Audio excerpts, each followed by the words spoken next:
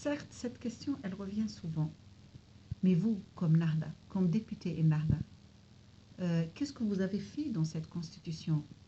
En quoi vous avez porté les espérances, les idées, la vision des gens que vous représentez pour qu'ils soient dans que toutes ces idées, qu'elles soient dans cette constitution? Comment répondre? Tout d'abord, j'appartiens comme élu Nahda à un groupe parlementaire qui compte 90 députés, hommes et femmes. Aucun article de cette constitution n'aurait pu être voté si 90% de ces 90 députés, hommes et femmes, n'avaient pas voté oui. Donc, pour moi, cette constitution est devenue réalité parce qu'il y avait eu cette volonté politique parmi les membres du plus grand groupe parlementaire à l'ANC, à savoir le groupe Nahda, de lui donner vie. Et ça, c'est une volonté politique qui doit être remerciée et reconnue. Où est notre impact?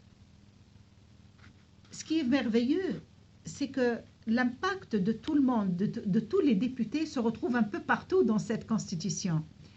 Mais vraiment, si j'ai à faire, disons, à classer un peu les articles, je dirais que notre impact commence par le préambule, l'introduction de cette constitution.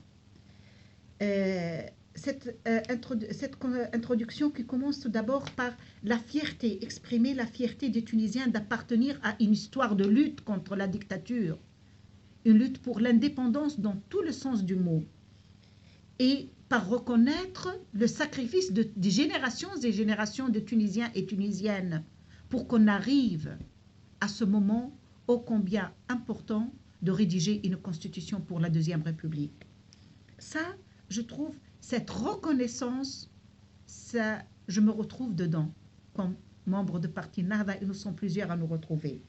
Deuxièmement, c'est le fait d'exprimer notre attachement aux enseignements de l'islam.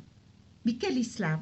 L'islam de l'école, dirais-je, maghrébine, voire tunisienne, l'école réformatrice, cette école de maqasid, les objectifs ultimes de la charia, cette école qui est à la fois bâtie sur l'ouverture, la modération et la rencontre avec les valeurs humaines nobles.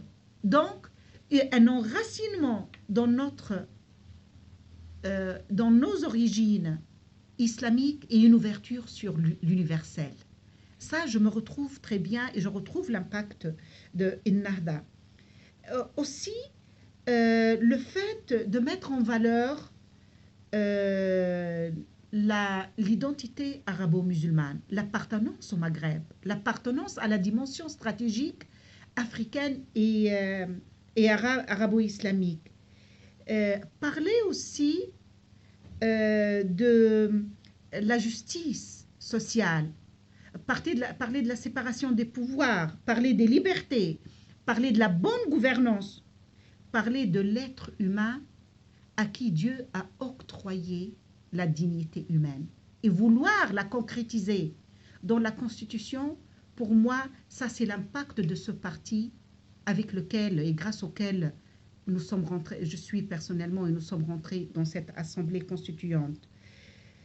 Aussi, cet attachement au droit des peuples à être libres, à décider de leur propre sort et à être contre tout mouvement ou toute puissance qui dénie ce droit à la liberté au peuple, toute idéologie basée sur la discrimination. Ça, je retrouve aussi les principes de parti Nahda. Et surtout regarder dans l'avenir avec bienveillance et penser aux générations d'avenir. Donc penser à préserver les richesses de notre pays et les ressources de notre pays pour le bienfait des générations à venir. Je retrouve même la vision de Omar ibn Khattab en ça. Donc je retrouve nos sources islamiques dans ces articles-là.